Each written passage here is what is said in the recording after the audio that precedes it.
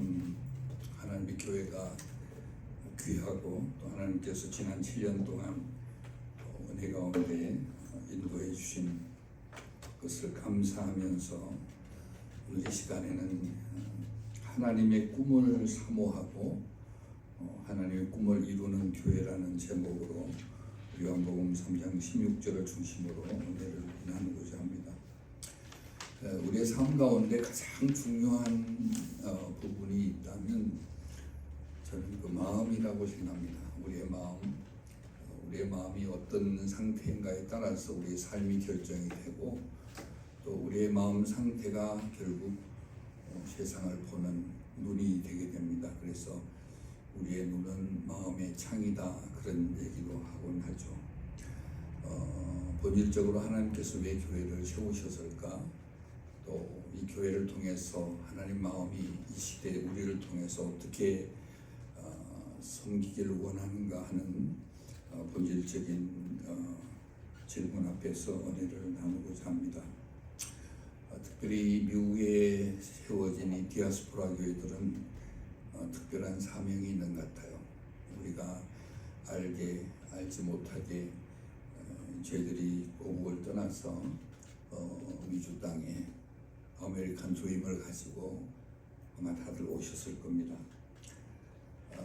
그러나 이제 지나간 날을 돌아볼 때 우리의 삶이나 우리 교회 생활을 볼 때 때로는 아쉽고 좀 더 잘 살았을 걸, 좀 더 주님을 잘 섬겼을 걸 하는 그런 아쉬움도 없지 않을 겁니다. 그러나 중요한 것은 지금이 가장 이런 때다.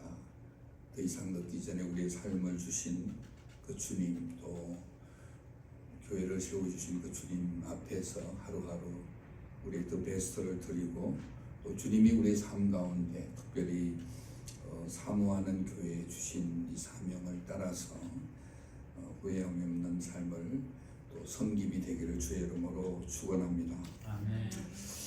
그 비전 또 하나님의 꿈이라는 단어를 조금 어렵게 얘기하면 비전이죠. 그래서 그 하나님의 꿈, 하나님의 비전을 사모하고 또 우리가 어떻게 이루어갈 것인가 하는 이 질문 앞에서 먼저 하나님의 비전과 비슷한 우리의 비전, 나의 비전, 나의 꿈 좀 나눠볼까 합니다. 사실은 우리가 알게 모르게 다 우리가 꿈을 가지고 살아갑니다. 그 꿈의 출발이 나일 수도 있고 또 그 꿈의 출발이 하나님께 주신 꿈일 수가 있습니다. 그런데 하나님께서 우리에게 주신 꿈과 내 마음 가운데 생겨나는 이 인간의 꿈은 비슷하게 나타나지만은 사실은 출발점과 과정과 또 궁극적인 목표가 다르다는 거죠. 나의 바램, 우리 인간의 죄성을 입은 인간의 바램, 그 꿈은 사실은 그 앰비션, 야망의 요소가 있습니다. 그러나 하나님의 비전, 하나님께서 우리에게 주신 꿈은 거룩함이 있죠. 거룩한 비전이고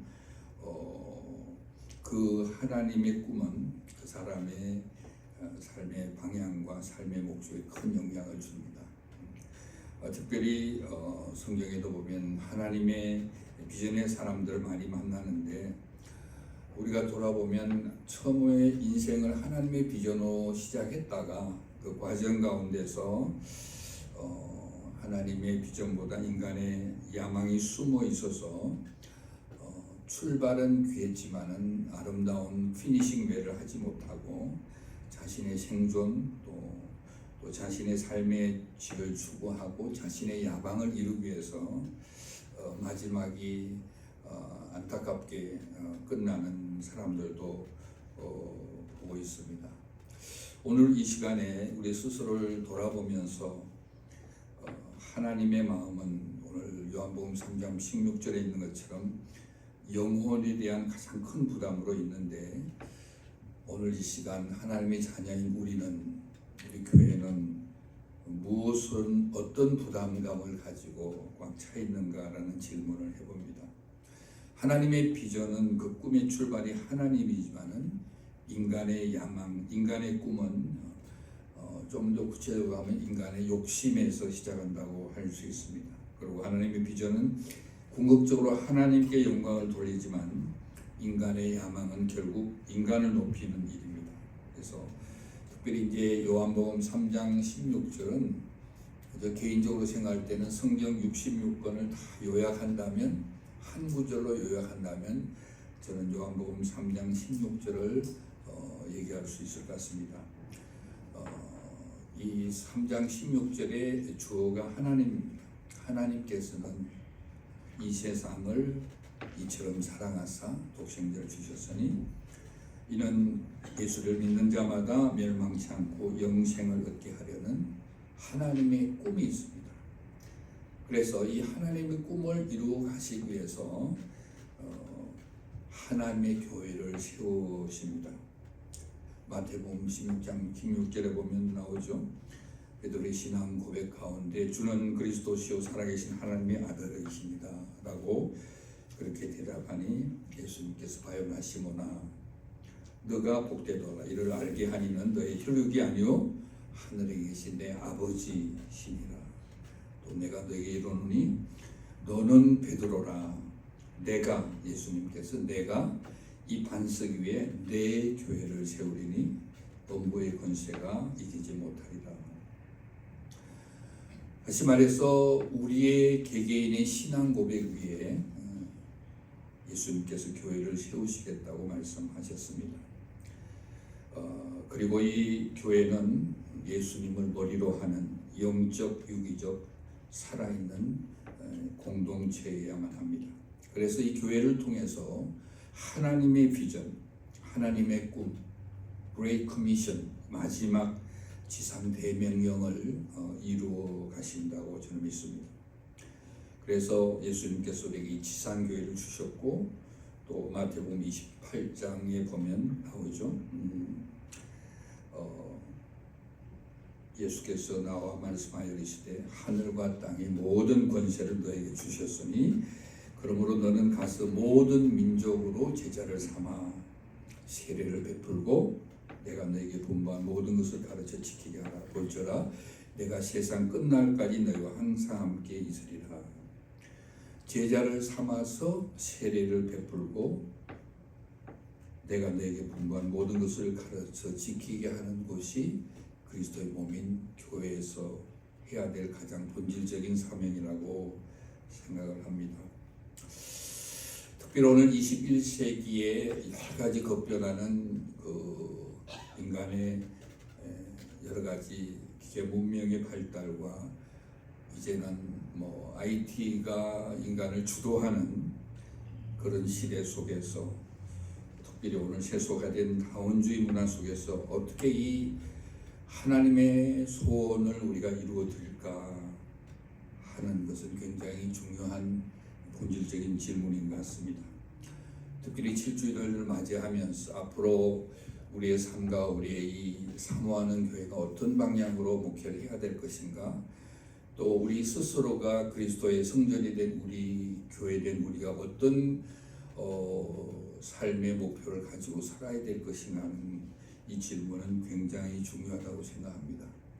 크게 보면 이제 전통적 교회와 또 선교적, 성경적 교회를 나누는데 전통적 교회들은 대부분 교회가 프로그램 위주로 갑니다. 물론 예배도 있고 교육도 있고 교제도 있고 구제도 있고 전도도 있지만은 그 모든 것이 프로그램이 돌아가기 때문에 어떻게 보면 교회가 교회 바깥을 바라볼 수 있는 정말 주님이 이 시대에 우리에게 주신 이 Great Commission이라는 세상을 향해서 교회가 빛과 소금의 구실을 하기에는 프로그램이 중심이 되는 전통적 교회는 우리 안의 문제들, 우리 안의 필요들을 위해서 몸부림을 치기 때문에 정말 그 빛을 세상 끝까지 비치는 데는 역부족이 있습니다. 그러나 선교적 교회, 성경적 교회는 이 예배와 교육과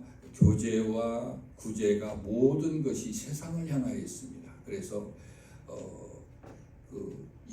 그 요한복음 3장 16절에 있는 것처럼 그 세상을 향한 잃어버리진 영혼을 향하여 교회가 하나님께 받은 그 은혜와 능력들을 성령의 도우심으로 우리가 전하는 것입니다.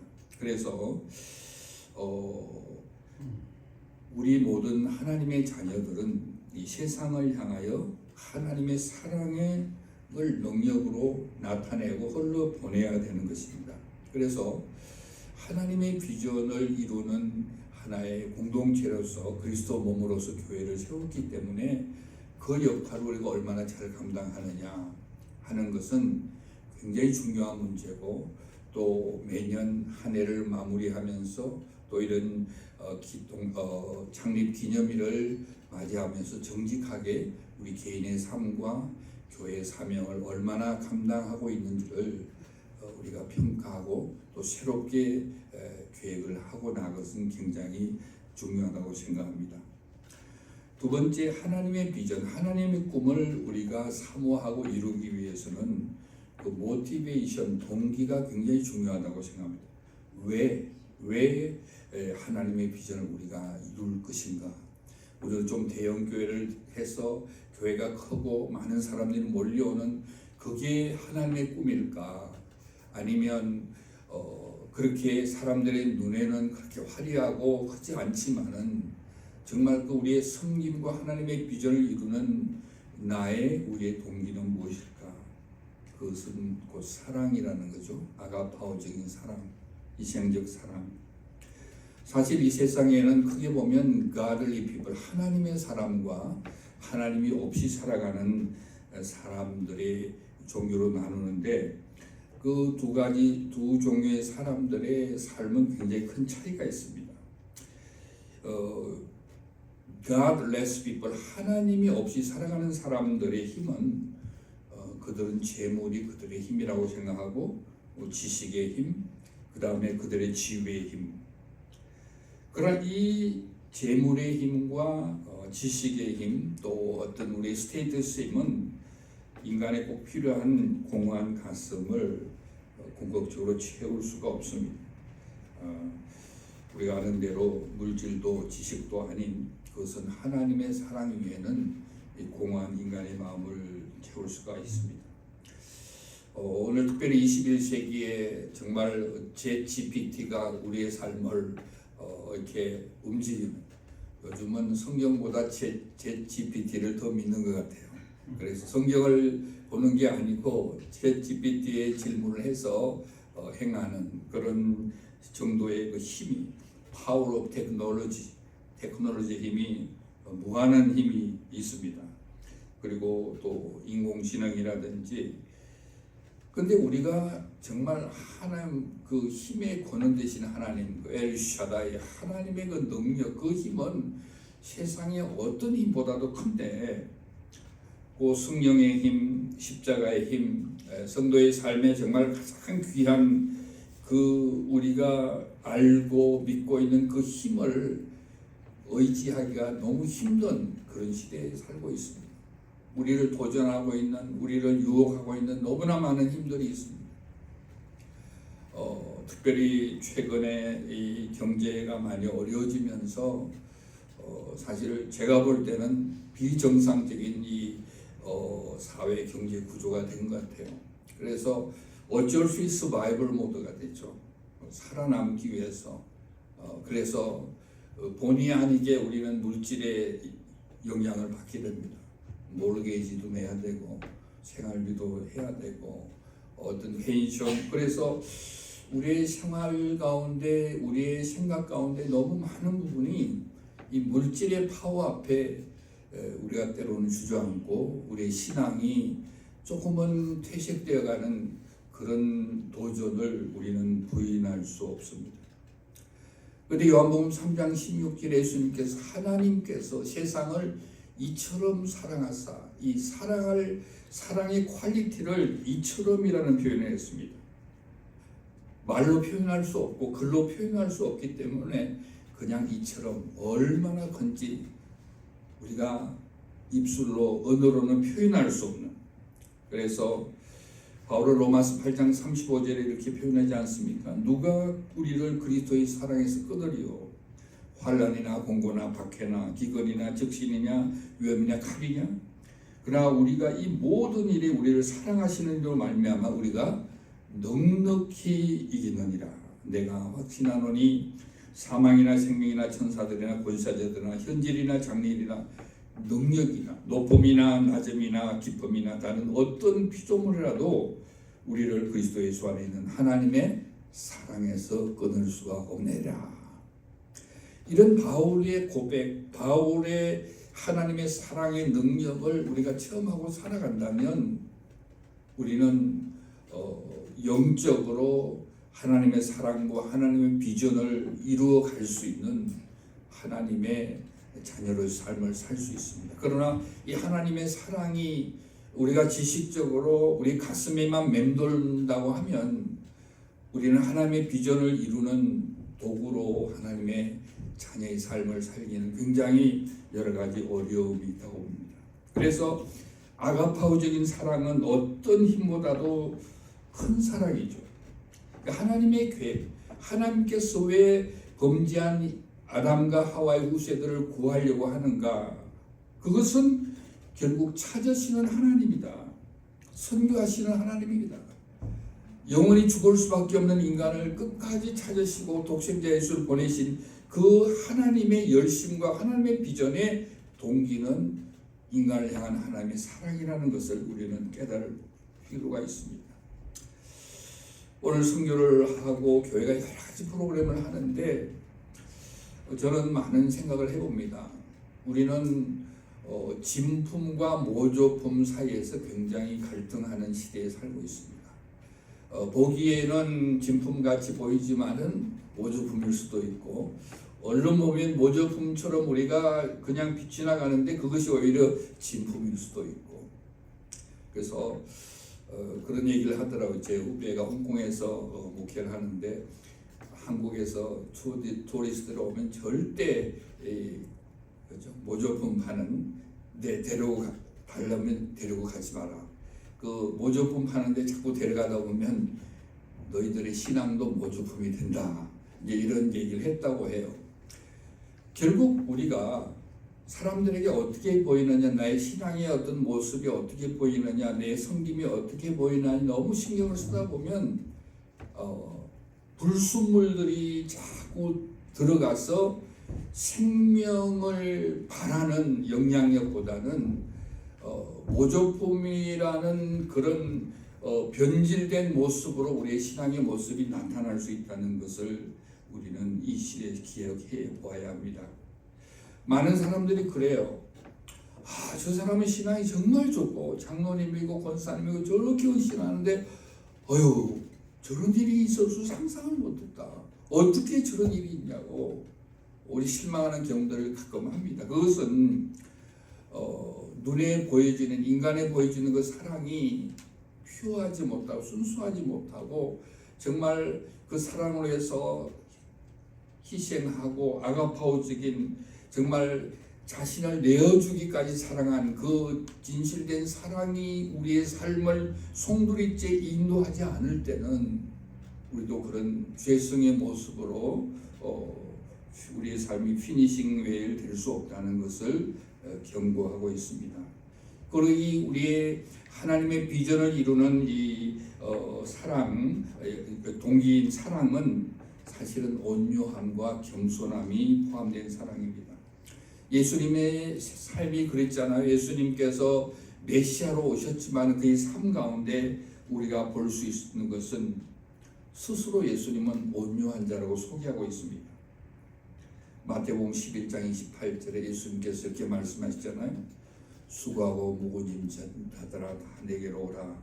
내가 너희를 편히 쉬게 하리라. 그 다음에 나는 마음이 온유하고 겸손하니 내게 와서 멍에를 메고 배우라. 우리가 예수님을 팔로우하는 예수님의 제자라면 적어도 이 정도 가까이는 갈 수 있어야 되지 않겠습니까? 장로님, 우리 황장로님께서 주위 사람이 야, 우리 다 내게로 와라. 내가 모시고 있는 예수님을 따라라. 그러 예수님이 너희를 시게 하고 예수님의 마음이 온유하고 겸손하니 예수님과 우리가 함께 배우자. 그러면 반드시 너는 마음의 불안과 염려를 지울 수 있는 쉼을 얻으리라.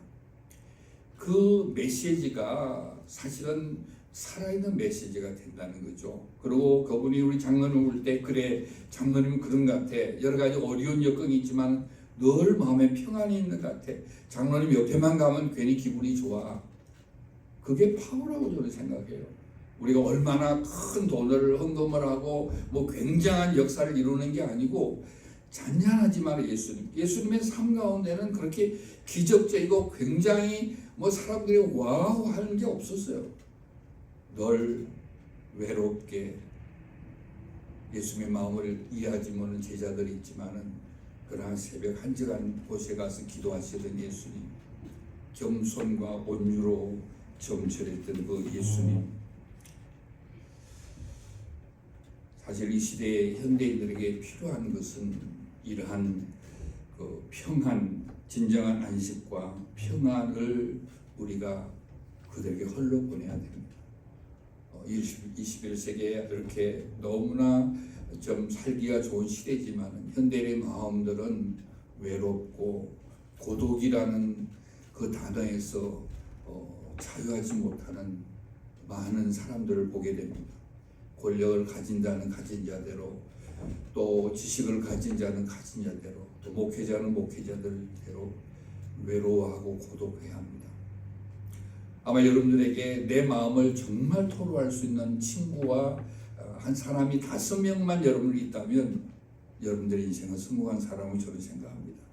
그렇게 이 시대는 우리의 마음을 100% 드러내놓고 얘기하며 정말 예수님께서 얘기한 대로 우리가 많은 사람에게 힘을 주고 많은 사람들이 나에게 다가오면서 당신께 평안과 또 온유함과 겸손함을 바라보면서 당신은 예수님을 닮아가는 자니까 당신 옆에 가면 쉼을 누릴 수 있다는 그런 하나님의 사람으로 나타난다면 우리 하나님의 비전을 지금 이루고 있는 그런 우리 개인과 또 교회라고 생각합니다.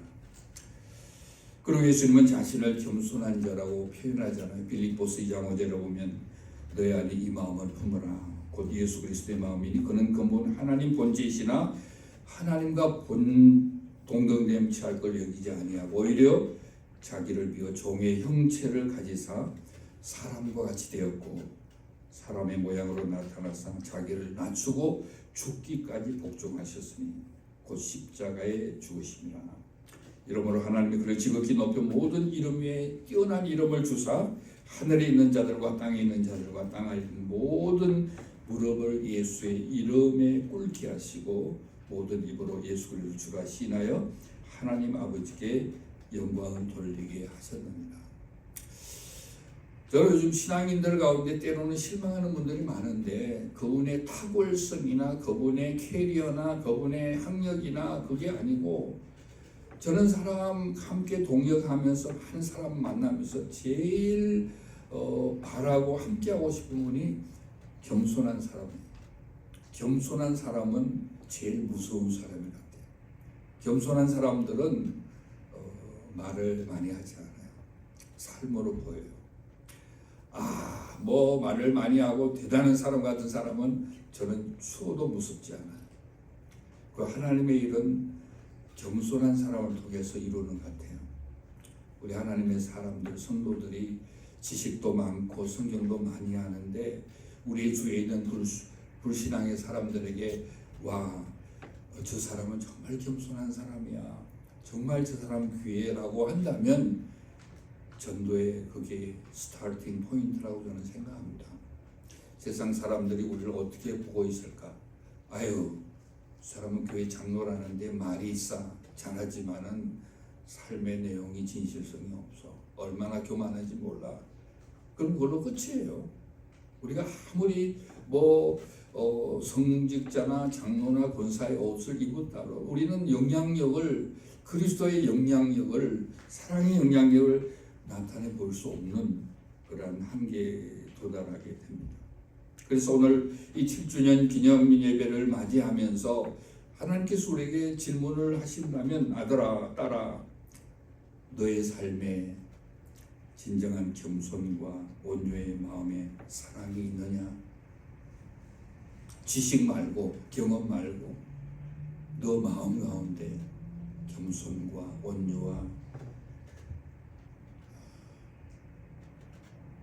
그 아가파오적인 사랑이 있느냐? 사랑의 실천함에 있어서 우리의 태도와 자세가 매우 중요합니다. 크리스찬의 선한 영향력을 흘려보내는 하나님의 사람들이 다 되기를 주의 이름으로 축원합니다. 그리고 아가페의 사랑은 참된 희생을 지불한 사랑입니다. 겟세마네에서의 고난, 내 마음이 심히 고민하여 죽게 되었으니 너희는 여기 머물러 끼어 있으라 하시고, 예수님의 그 아픔, 진리가 비진리 앞에서 무릎을 꿇어야 되는 그 위기적인 상황에서, 근데 죽음보다 더 큰 희생이 있겠어요? 우리의 물질의 희생, 시간의 희생, 감정의 희생. 제가 이번에 우간다에 한 3주 전에 갔다 왔는데요, 놀라운 사역을 봤어요. 저희 우리 에반겔리아 우리 졸업식에 갔었는데요, 엄청나게 귀한 사역을 많이 해요. 그래서 도대체 이게 어디에 이런 사역이 감당할 수 있을까 보니까요, 지난 15년 사역 가운데 3명의 순교자가 났더라고요. 근데 그 3명의 순교를 당한 선교사들의 아들, 딸들이 거기서 사역을 하고 있어요. 그러니까 그 순교자의 피를 생각하면서 순교자적 섬김을 하는 거예요. 죽을 똥 모를 살 똥 모르고 일을 하더라고요. 저와의 부총장이 갔는데 엄청난 은혜를 받고 너무 회개를 많이 했어요. 우리는 too slow. 우리는 너무 삶을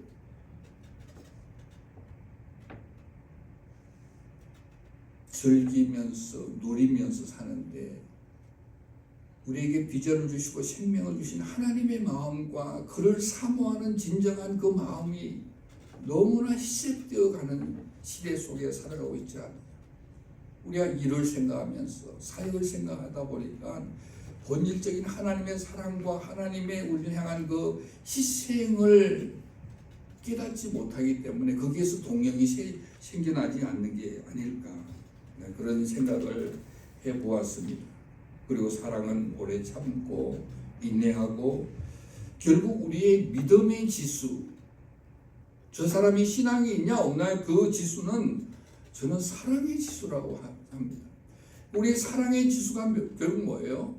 그리스도를 위해서, 교회를 위해서 우리가 얼마나 희생을 감당할 수 있는가? 주님께서 왜 나를 미국에 보냈는가? 주님께서 왜 나를 당신의 자녀로 삼아주셨는가? 주님께서 왜 나를 사모하는 교회에 7주년 감사예배에 우리를 보내주셨을까? 주님의 관점에서 주님이 나에게 지금 도전하고 있는 이 말씀에 우리가 한번 우리의 삶을 돌아볼 필요가 있습니다. 마지막으로 하나님의 비전의 목표는 결국 잃어버린 영혼을 살리는 일입니다. 영생을 얻기에 하려 함이니라. 하나님의 그 사랑은 왜 예수님을 보냈냐면 그를 믿음으로 말미암아 영생을 얻기. 다시 말해서 아가파오적인 사랑은 사람을 살려내는 사랑입니다.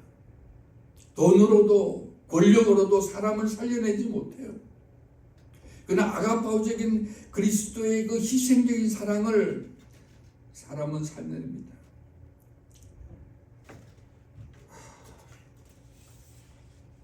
저 자신도 사실은 영 죽을 수밖에 없는 불교 신자 가정에서 어렵게 주님께서 영혼의 건축가로 불러서 인도네시아에서 한 40년 동안 섬기다가 미국으로 왔습니다. 저는 원래 건축을 전공했고 대학에서 조기 취업을 해서 삼성에서 일본의 IIT에 유학을 가지고 다 기억을 했는데, 하나님께서 아들아, 건물을 짓는 건축가가 의미가 있는 삶이냐, 영혼을 짓는 영혼의 건축가가 의미 있는 삶일까? 그런 질문을 마음 가운데 말씀 가운데 자꾸 두드리더라고요. 하나님 물론 영혼의 건축가가 존재요. 저는 그런 자질이 하나도 없어요. 저는 누나도 4명이고 아주 스포일된 아들이고 말도 잘 못하고, 근데 하나님께서 결국 불러서 선교사로 세우시고 지난 40년 동안 사역하면서 제 삶을 돌아볼 때 하나님께서 너무 큰 일을 하셨어요. 저는 날마다 실패한 것 같았고 날마다 주님 앞에 부끄러웠는데 41년 동안 사역한 가운데 인도네시아에 한 850명의 목회자들, 제자들을 전 세계 선교사로 교수로 세우시고 120개의 교회를 세우시고 교단을 만들고 신학대학을, 선교대학원을 세우시고 모든 것을 현지 제자들이 이양하고 미국으로 옮기셨어요. 하나님께서 하셨어요. 하나님의 은혜 외에는, 하나님의 그 기적의 손길 외에는 내가 설명할 게 없어요. 하나님께서 영혼의 건축가로 하나님의 종을 세우는 그 일을 부르신 데 대한 확신을 하게 될 때 제가 미국으로 오는 게 현실적으로는 여러 가지 어려운 점이 많았어요. 저는 인도네시아 시민권을 가지고 살아가고 제가 40년 동안 사역했지만 아직도 어린 교회들, 후배 제자들을 멘토링을 해야 되고 할 일이 많아요. 교단적으로는 제가 리타이어 하지만은 거기에도 해야 될 일이 많은데 왜 나를 여기서 보냈을까? 그런 마음에 하나님께서 비전을 주시더라고요. 아들아, 내가 너를 40년 동안 인도네시아의 하나님의 종을 키우는 일에 너를 썼는데 이제는 글로벌리 아프리카, 특별히 남미, 또 중앙아시아에 있는 그 지역의 지도자들 키우는 그들의 영혼의 건축가로 너의 마지막 삶을 드리면 어떻겠느냐. 그런 게 어렴풋한 마음의 확신을 가지고 지금 살아가고 있습니다. 그렇습니다. 제가 에반겔리아 대학교에 총장으로 온다고 할 때 많은 사람들이 말렸어요. 그 학교 소망이 없다고, 그거 왜 가냐고. 근데 저는 다른 거 생각하지 않았어요. 사람을 살리는, 하나님의 사람을 준비시키는 일이 하나님의 나에게 주신 비전이라면 어떤 어려움이 있더라도 나는 가야 되겠다. 사모하는 교회에게 이 아침에 주시는 이 하나님의 사랑과 하나님의 비전을 생각하면서 많은 교회 가운데 하나가 되면 정말 너무나 아쉬울 것 같아요. 정말 하나님의 준비한 영혼을 살려내는 그런 교회가 되었으면 좋겠어요. 그것이 어떻게 보면 하나님께서 이 시대에 교회를 세운 목표라고 저는 생각을 합니다. 왜 하나님께서 교회를 세웠을까? 제가 미국에 와서 참 마음이 너무 아픈 게 영적으로 너무 많은 도전들 속에서 목회자들이 많이 지쳐있는 모습을 보게 돼요. 제가 아프리카 가는데 거기는 목회자들이 막 살아있어요. 세계를 삼킬 것 같은 그런 기세등등한 모습이었어요. 제가 인도네시아도 가보면 목회자들이 생명을 내어놓고 복음을 전해요. 두들겨 맞기도 하고 순교자가 나도 그냥 죽을 똥 살 똥 못하고 복음을 전해요. 영적으로는 너무너무 부유한 나라가 이 선교지의 나라들.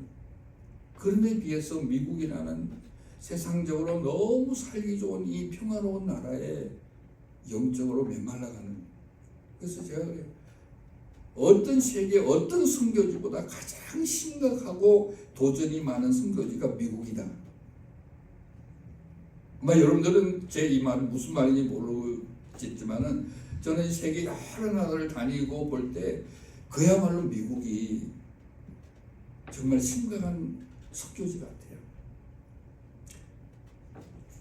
서바이벌, 살아남기 위한 것 이상의 목표를 가지기가 너무 힘든 나라예요. 제가 이번 21일 날 이 오렌지 카운티의 30에서 50세 사이에 있는 목회자들을 위한 세미나의 강습을 초청을 받아서 원고를 준비하는데 저는 목회자님들을 좀 격려하고 싶어요. 정말 우리가 하나님께서 우리를 불러주신 콜링과 비전과 그 꿈을 잡고 나아갈 때 하나님께서 기적을 보여주셔요. 제가 에반겔리에 올 때 많은 사람들이 얼마나 갈까?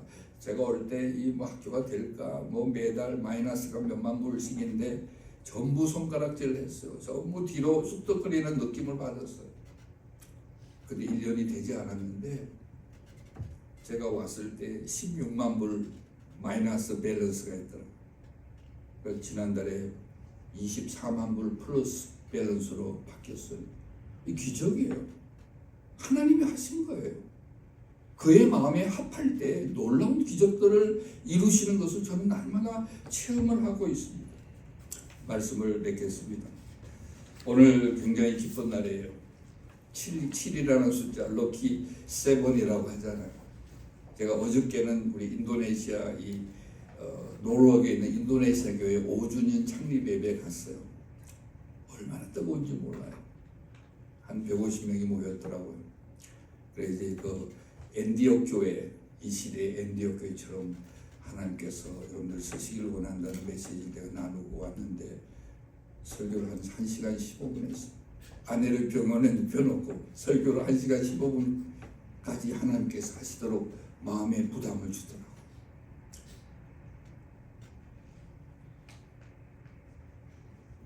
사모하는 교회 성도 여러분, 또 오늘 함께 예배하는 우리 하나님의 귀한 성도 여러분, 제가 그저께 시카고에 가서 이 전성절 목사님 어머님 장례 예배를 마치 인도하고 왔는데 참 은혜를 많이 받았어요. 그 사모님이 91세에 가셨는데 정말 고생을 많이 하셨더라고요. 근데 그 자녀들, 자손들이 거의 한 50명이 있는데요. 너무너무 축복을 받았더라고요. 다른 축복보다도 너무너무 신앙들이 좋아요. 그래서 그 장례를 하면서 또 뭐 시카고에 있는 목사들하고 그렇게 요즘 한 350명 목사들이 다 모였더라고요. 무슨 힘 때문에 모인지 몰랐는데 그 사모님 한 분이 끼친 영적 영향력이 너무나 크다는 것을 제가 느꼈어요. 호랑이는 죽어서 가족을 남기고 사람은 죽어서 이름을 남긴다는 속담이 있는데 someday 우리도 다 주님 앞에 쓰게 될 때 우리가 주님 앞에 받을 멸류관 분명히 있을 거예요. 그러나 우리가 우리의 친구들, 우리의 자녀들, 우리의 후손들에게 우리가 어떻게 평가를 받는가도 또 굉장히 중요해요. 하나님의 비전을 향하여 우리의 모든 것을 올인을 해서 달렸을 때 하나님께 주시는 블레싱이 분명히 있음을 믿으시기 바랍니다. 그 모든 것이 나를 위해서, 나의 앰비션이나 나의 뭔가를 위해서 달렸다면 우리의 삶의 마지막에 쓸쓸하게 우리의 유족들은 힘들어할 수도 있어요. 내가 목사이기 때문에, 내가 장로이기 때문에, 내가 권사이기 때문에, 내가 집사이기 때문에 받을 수 있는 멸류관은 별로 없을 거예요. 얼마나 오래 사느냐가 중요한 것이 아니라 내 삶이 무엇을 향하여 달려갔느냐, 나의 삶에 남겨진 하나님 앞에서의 아름다운 열매들, 영혼의 열매들, 나 때문에 얼마나 많은 사람들이 삶에 새롭게 소망을 가졌는가, 나 때문에 얼마나 많은 사람들이 신앙의 늪에 좌절해 있다가 새로운 꿈을, 하나님의 꿈을 소유한 사람이 되었는가. 마지막으로 이어령 선생님 알잖아요. 이어령 선생님은 한국의 지성인에 대표할 만한 그런 분입니다. 그 이어령 선생님을 복음으로 완전히 변화시킨 그 딸 이민아 목사, 그 삶의 과정이 너무나 힘들었잖아요. 이민 변호사로서 성공할 수 있었지만 너무너무 힘들었는데 아버지가 딸을 바라보면서 안타까워하면서 죽어져가는 그 딸에게, 아마 여러분 시간이 있으면 굿나잇 키스라는 책을 있는데 아버지가 쓴 그 이민아 목사가 죽어가면서 한 게 뭐가요? 내 삶이 결국 하나님의 기적이었습니다. 그 한 여성의 죽음으로 말미암아 수많은 지성인들이 주님 앞으로 돌아왔죠. 이효령 선생님이 이런 고백하잖아요. 모든 게 나에게 선물이었다는 것을 딸을 통해서 알게 되었다. My life is a gift. 내 삶이 하나님 주신 선물이었다. 내 집도, 내 자녀도, 내 책도, 내 지성도 분명히 그것이 내 것인 줄 알았는데 그 모든 것이 선물이었어요. 하나님께 선물로 받은 이 생명처럼 내가 내 힘으로 이루었다고 생각한 것이 알고 보니 다 하나님의 선물이었어요. 사랑하는 성도 여러분, 우리가 이 땅에 인생을 마칠 때 정말 하나님 앞과 사람 앞에 칭찬받고 온화함을 받는 우리 인생 되기를 주 여러분으로 축원합니다. 지나온 날들 내일을 향한 좋은 반성의 계기로 삼고 이 사모하는 마음, 이 사모한다는 마음은 결국은 우리의 마음과 관계된 거죠. 사모한다. 무엇을 사모할 것인가? 하나님의 마음이 내 마음이 되고 예수님의 마음이 내 마음이 되고 하나님의 소원이 내 소원이 되어서 그것을 간직하는 것이 아니라 그것을 증명하고 이루어내기 위해서 땀을 흘리고 수고를 하고 희생을 하고 고난을 감내할 때 한미가의 선을 이루며 놀라운 블레싱으로 찾아오실 주님을 기대하면서 새로운 8년을 향하여 나아가는 우리 사모하는 교회 모든 성도들과 교회가 되기를 주의 이름으로 축원합니다. 아멘.